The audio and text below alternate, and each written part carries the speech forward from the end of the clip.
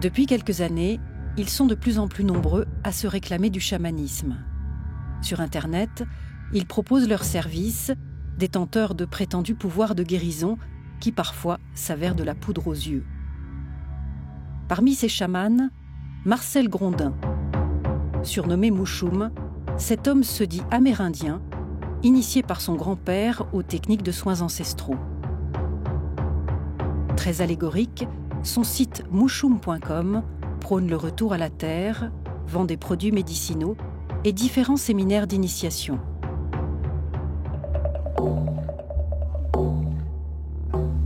Nous pouvons amener à notre peuple des choses très importantes comme le respect, l'amour, la liberté. Alertés par la communauté amérindienne, nos confrères de Radio-Canada ont pourtant des soupçons sur cet homme.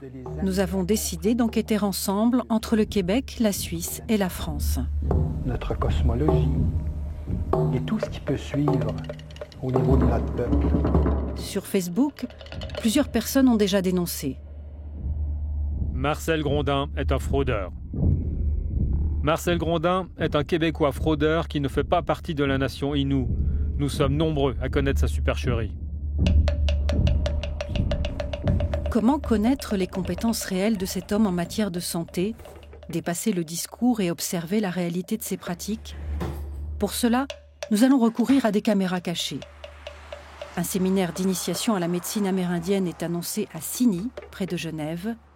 Maria, notre collaboratrice, fera partie du groupe.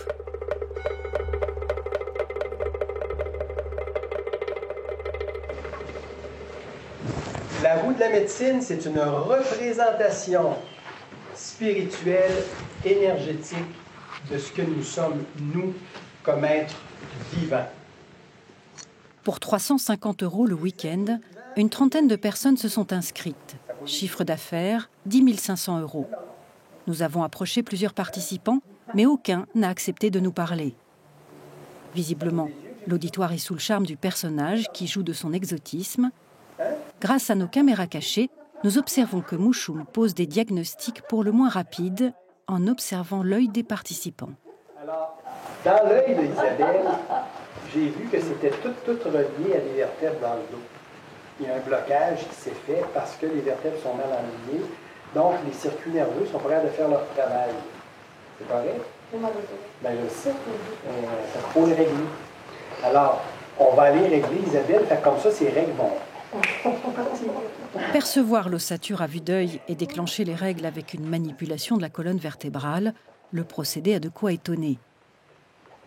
Un peu plus tard d'un simple coup d'œil, Mouchoum semble là encore détecter un nouveau problème chez un participant. Il y a eu des problèmes de vue dans ta famille, hein? Oui, oui. Ouais. Il va falloir qu'on se parle avant que ça arrive pour toi. C'est important. Toi, t'es la mère d'un petit mec qu'il va falloir qu'on téléphone tantôt. Okay. De notre mère la terre, à notre père le ciel, je demande à mon frère le feu de venir m'aider. Le dimanche soir, après 2 jours de séminaire, Maria, notre collaboratrice, relève l'habileté de Mouchoum. L'homme est sûr de lui, il est charmeur et on a envie de l'écouter. Il parle de plantes ou d'éléments qu'on peut trouver dans la nature et qu'à partir de ça, on peut créer un peu des petites potions pour aller mieux. Après, je pense qu'il n'a pas été assez loin dans la description de ce qu'il faisait exactement pour dire s'il est crédible ou pas. J'ai l'impression que dans toutes les histoires qu'il raconte, à mon avis, il y a une partie qui peut être vraie et il y a une partie un peu romancée, j'imagine. Un peu beaucoup, visiblement. Direction le Canada pour éclaircir la légende Mouchoum, notamment celle qui entoure ses origines. Est-il un vrai Innu ou prend-il ses désirs pour des réalités en s'appropriant une culture qui n'est pas la sienne? André est un de ceux qui ont dénoncé Mouchoum sur Facebook. Il fait partie de la nation amérindienne des Inuits et perpétue les rites de ses ancêtres.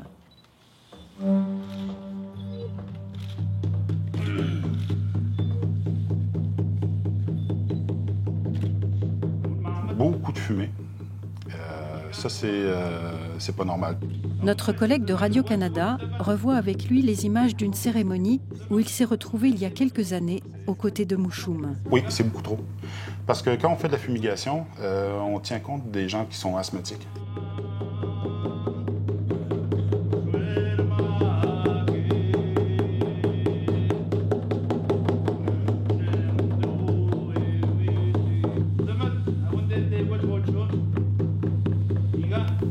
Ils ne respectent pas l'ordre.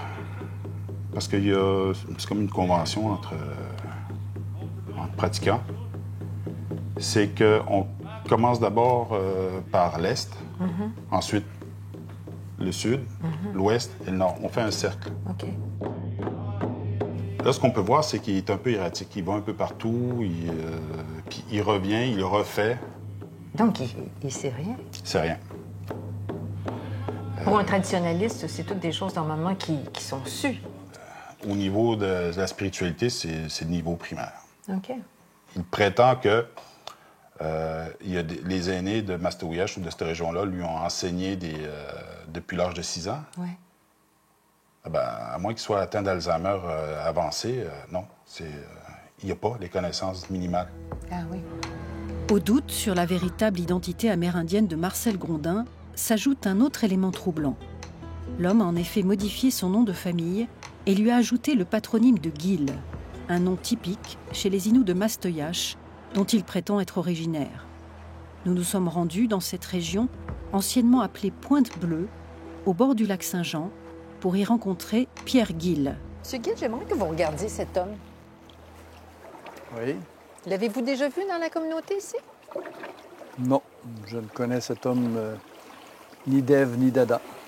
Il s'appelle Marcel Gil Grondin. Le Gil est assez récent. Est-ce que vous connaissez un Marcel Gil Grondin ici? Non. Pourtant, il dit venir de Mastoyatch.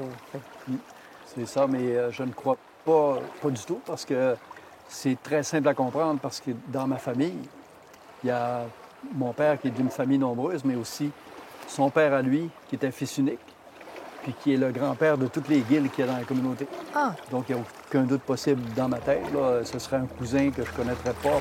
Ça me surprendrait énormément. Pour clarifier, nous allons voir le chef de la communauté Innu de Mastoyache. Selon la loi fédérale sur les Indiens, pour être reconnue autochtone, une personne doit être inscrite sur un registre appelé une bande. Est-ce que Marcel Grondin y figure? Il n'est pas sur la liste de bande. Il vend sa médecine. Ça se fait-tu, ça?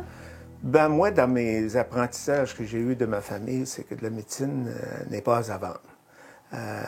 Une personne qui pratique la médecine traditionnelle va partager ses connaissances, va partager sa médecine avec quelqu'un qui en a besoin. Donc souvent, c'est vraiment une relation très intime entre l'individu et celui qui guérit. L'argent, le mot est lâché. Nous poursuivons alors jusque Pessamit, une autre communauté Innu. Là-bas, nous rencontrons les frères Rousselot, d'authentiques Amérindiens. Pour eux, commercialiser et exporter leur culture est insultant. Ceci, d'autant plus que les conditions de vie dans les réserves restent précaires. Marcel Grondin dit que les aînés Inuits lui ont demandé d'ailleurs à lui de propager l'information sur la médecine traditionnelle. Non. Ça se fait de père en fils. On va le faire entre autochtones. Mais dans une conférence où il n'y a pas d'autochtones, non, je ne penserais pas. S'il y a juste des Blancs, surtout des Européens. Ça vous fait rire, hein? Ben oui, mais ça me fait rire, le mot chaman. Il n'y en a pas. Moi, je suis loin d'être un chaman. Mon père était médecine-man, mais il n'était pas chaman aussi. Notre arrière-grand-père était un Kamandohit. C'est pas un chaman. Qu'est-ce qu'on devrait faire avec ces gars-là? Les dénoncer. Les dénoncer, là, puis dire aux personnes qui s'en vont les voir que c'est des charlatans. Tu sais, qui chargent pour tout le temps. Ils font ça pour de l'argent. Les frères Rousselot ont vu plusieurs fois des pseudo-chamans passer chez eux, observer leurs pratiques et s'en inspirer pour appâter les Européens en soif de retour à la nature, de soins à base de plantes et de quêtes spirituelles. Nous décidons une nouvelle opération de caméra cachée avec notre collègue Sylvana de Radio-Canada. L'enjeu est cette fois de comprendre comment Mouchoum joue sur sa légende amérindienne et les pouvoirs d'homme-médecine qui y sont associés lors de semaines d'immersion proposées pour 1 300 €, voyage non compris. Mais ça va là, les chaussures. Il s'agit de vivre à la dure, sous des tipis, comme des Indiens au XVIIe siècle dans un lieu sauvage. Je ne sais pas si je t'aime ou je te hais. Quelle attitude Mouchoum adopte-t-il durant cette semaine en pleine nature? Non, ça c'est un couteau qui est calculé au millimètre près pour être capable d'arriver direct dans le cœur d'un os. Vous risquez de sentir des choses vraiment très particulières qui vont vous aider pour le reste de la semaine, mais aussi pour le reste de votre vie. Il était très tactile, très chaleureux, très tendre avec les enfants. Mon petit chéri, mon petit amour, ma petite chérie, c'est qui la plus belle, c'est qui le plus beau. Vraiment à nourrir l'ego des enfants, à nourrir leur attention. Il donnait à beaucoup de personnes aussi des soins à chacun. Voilà, si une personne avait une migraine, il donnait des médicaments ou je ne sais quoi. Les enfants se sont blessés, il a mis des crèmes, ses crèmes à lui apparemment. Alors aujourd'hui, vous allez vivre un rituel vraiment très, très intéressant. C'est un homme bien sulfureux que Mouchoum a invité à participer à cette semaine. Luc Bourgault, alias Aigle Bleu, il se prétend lui aussi amérindien et chaman.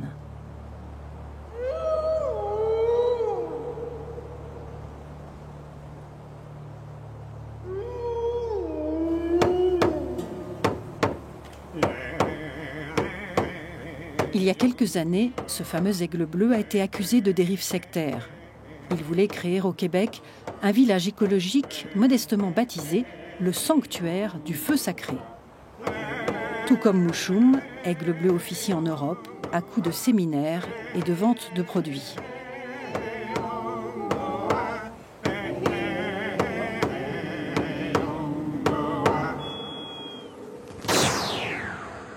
Je vous ai amené 3 plumes d'Amérique, des plumes d'aigle, l'aigle à tête blanche, parce que l'aigle à tête blanche, c'est mon totem, mon gardien. Mais le tam-tam moderne fonctionne bien sur Internet, et plusieurs plaintes ont rendu Aigle Bleu persona non grata jusque sur le site européen du chamanisme. Par suite de nombreux signalements vérifiés à l'encontre de Luc Bourgault, alias Aigle Bleu, j'ai pris la décision, après avis unanime du comité de rédaction, de supprimer toute référence à Luc Bourgault sur le site. Les filles, vous ne vous levez pas en même temps, hein, parce qu'on est dans la merde. Aigle Bleu et Mouchoum, deux associés qui se renvoient l'ascenseur et dont les discours nourrissent la vente de leurs produits. Thé du Labrador, encens à la sauge, toute une série de préparations à base de plantes ont été concoctées par Mouchoum. Mais les talents d'herboriste de Marcel Grondin sont loin de convaincre Mélanie Chéhy. Cette spécialiste des plantes médicinales s'est inquiétée lorsqu'elle a visité l'endroit où Mouchoum confectionne ses préparations. Ce qui m'intéressait, c'est qu'il dit qu'il y a des plantes qui pouvaient instantanément arrêter des AVC. Vous connaissez des plantes qui arrêtent des AVC instantanément? Non, j'en connais pas. Non? Non. Il me dit qu'il venait de Masteuillage et qu'il avait appris avec un aîné, mais pas capable de nommer la personne. Il m'a emmené dans son local où il faisait les préparations, dans son sous-sol, à travers toutes sortes d'autres objets. Ça répondait même pas aux normes de Santé Canada. Puis c'est là qu'il me dit qu'il faisait des concentrés liquides à base d'huile, puis il les donnait en gouttes aux gens. L'huile, c'est dangereux, ça fait du botulisme. Ça peut être extrêmement dangereux. On n'utilise jamais à l'interne l'huile de plantes macérées. Et là, je me suis mis à regarder dans la pharmacie, là, dans son armoire, les plantes qu'il utilisait. Et là, c'est là que j'ai vu qu'il utilisait des plantes venant d'Amérique du Sud, de l'Inde. Puis là, j'ai des macérats de baie de goji et tout ça. Puis là, j'ai dit, ben voyons donc. Ce ne sont pas des plantes qu'il aurait appris à Masteuillage. Non, c'est ça. J'ai dit, s'il a appris d'un aîné, j'aurais peut-être plus vu des rognons de castor ou peut-être même de l'huile de loutre. Pour observer de plus près les agissements de Mouchoum côté santé, nous décidons de voir ce qui se passe lors des consultations individuelles qu'il organise au Québec comme en Europe. Sophie, notre collaboratrice, se rend à une centaine de kilomètres à l'ouest de Paris avec une caméra cachée.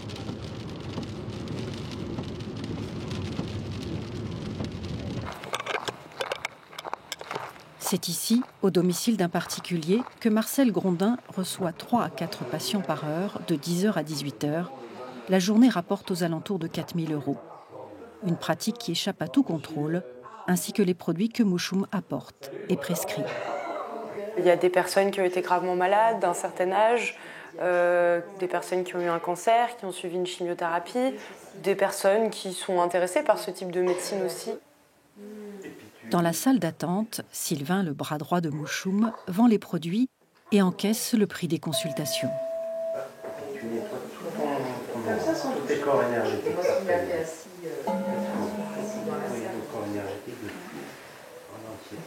Sylvain, toujours à mettre des objets sur la table pour qu'on s'intéresse un petit peu à tout ce qui est proposé comme goodies, si je peux dire, produits dérivés de cette médecine.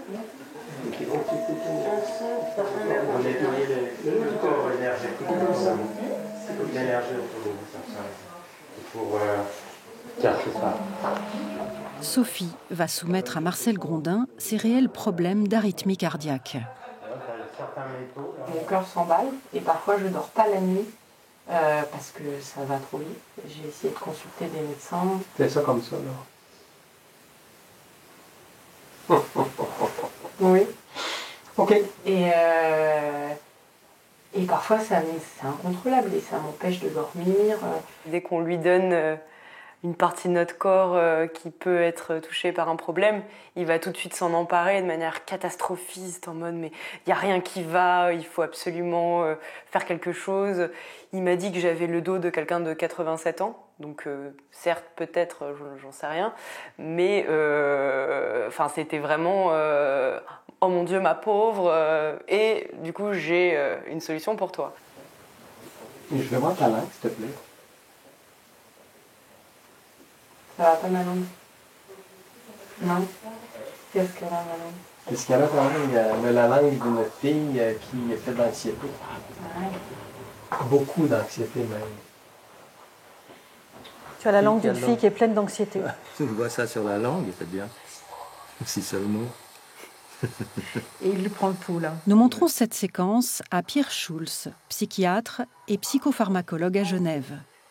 Oh, ma chérie. T'as quel âge? 26. Tu prends la pilule, hein? Non. Tu prends pas la pilule? Non. My God, t'as un dérèglement hormonal d'enfer. C'est vrai? Oui, t'as des hormones complètement, je vais dire comme au Québec, fuckées. C'est dingue. Ma Sophie, là je comprends pourquoi ton cœur s'excite. Je veux vérifier tes vertèbres dans le dos. Ça se pourrait que ça soit T4 à T6. D'accord. C'est bloqué. Ah mon Dieu, on dirait que t'as 87. Ah, c'est vrai? Ah! Prends une bonne inspiration. Envoie ta tête vers en arrière. Ouais, là, je suis capable de te tenir. Bouge pas, ça ne sera pas agréable. Et voilà. Il y a beaucoup de magie, je veux dire, prendre le pouls d'une personne et s'exclamer sur son état hormonal, c'est une vraie merveille dont j'aimerais être capable. Et sur le plan de l'apparence de cette jeune femme, il n'y a rien de caricatural qui permettrait de faire un diagnostic hormonal comme ça de vision. Une hypothyroïdie, on y arrive. D'autres maladies, on y arrive, mais pas une jeune femme qui a l'air en bonne santé. Il ne pose aucune des questions qui seraient judicieuses de poser si une jeune femme se plaignait d'une accélération du rythme cardiaque. Est-ce que l'accélération est brutale? Est-ce qu'elle s'arrête brutalement? Est-ce qu'on a envie d'uriner après? Est-ce que ça arrive quand on a fait un exercice physique? Est-ce que ça arrive n'importe quand? Etc. Toutes ces questions de dépistage qui permettraient de dire « Oh là là, mais votre situation, elle est sévère, il faut vraiment aller voir un médecin ». Ce qui est quand même une des missions des gens qui font de la médecine alternative, c'est qu'ils se rendent compte quand le diagnostic est au-delà de ce qu'ils peuvent faire.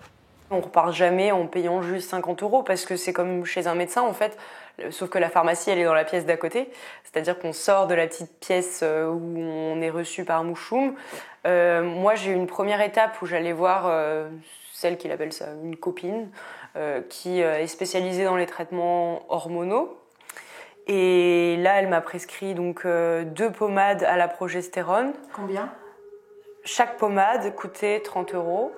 Mouchoum va prescrire plusieurs produits à Sophie, notamment celui-ci, qui n'a rien à voir avec la médecine amérindienne.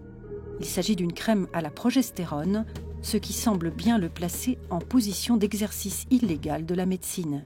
La frontière, c'est est-ce que ce qui a été prescrit est délivré sur ordonnance?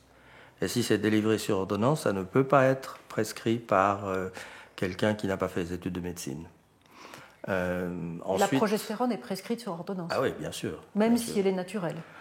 Mais naturel ne veut rien dire. Le tabac est naturel, la morphine est naturelle, la cocaïne est naturelle.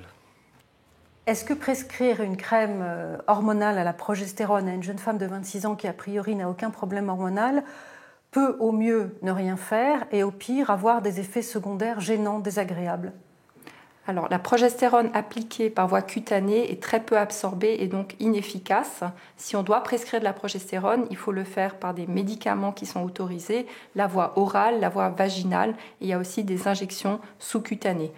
Après, d'administrer de la progestérone à une patiente qui n'a pas de symptômes, ça peut entraîner des troubles endocriniens, comme des troubles du cycle ou des troubles de la fertilité.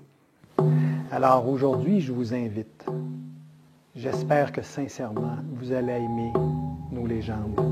Un homme qui se prétend amérindien, qui délivre des produits qui échappent à tout contrôle, qui dit être psychologue, diplômé de Harvard, mais qui donc est Marcel Grondin?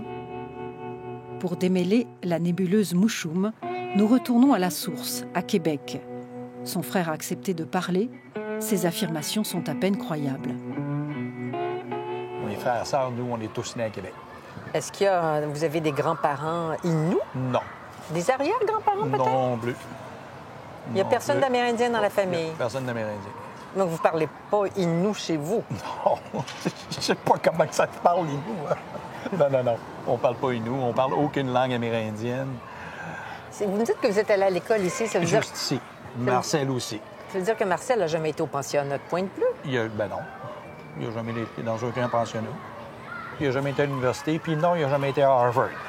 C'est ça, il n'a jamais été à Harvard. Non. Mais qu'est-ce que ça vous fait de voir votre frère mentir comme ça? Moi, je vois... C'est difficile à dire. Je sais que mon père était menteur pathologique aussi. Ah oui? Oui. Ah. Ouais. Mon père, c'était un alcoolique menteur pathologique. Ah. Ben, moi, ma femme dit que c'était un sociopathe. J'aurais tendance à le croire. Quand t'es rendu, puis j'ai même l'impression qu'il pense vraiment qu'il est amérindien, là. Ah oui, hein? Moi, j'ai l'impression qu'il est rendu à ce point-là. Il s'est forgé une vie. Quand il a vu que ça ne fonctionnait pas, quand il se disait psychologue, ça n'a pas fonctionné parce qu'il a fini par avoir des plaintes. Ensuite, même avant, c'était médecin, ça n'a pas fonctionné. C'est sûr que ça n'a pas fonctionné. Ramancheur, je vais le croire. Parce que moi, je l'ai vu en action. Ah oui, ça, je vais le croire. Je l'ai vu faire, là, puis j'ai fait comme « wow ». Bon, mais ça s'apprend, là. Je veux dire, ça, je vais le croire. Il y a des choses que je peux croire de mon frère, mais en majorité, quand il rouvre la bouche, il n'y a rien de vrai. Autre témoignage précieux, celui d'une femme qui a porté plainte contre Marcel Grondin pour fraude. Elle l'avait connu comme rebouteux, avait développé des liens d'amitié avec lui. Elle préfère garder l'anonymat, car l'épisode a été douloureux pour elle et ses enfants très attachés à Mouchoum. J'avais un peu d'économie. Il m'a proposé de les placer dans un endroit où lui avait un endroit justement qu'il connaissait, qui rapportait, là, disons.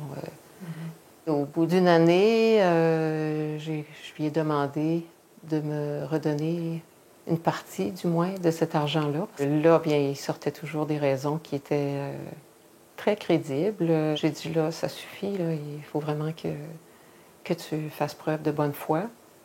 J'ai de la difficulté à croire qu'on puisse mentir à ce point tout en étant si à l'aise. Sur le document de cette plainte, pour laquelle Marcel Grondin a été condamné, sa date de naissance est notifiée, 12 août 1960. Étonnant, car l'homme affirme être né en 1945, avoir 74 ans et non 59.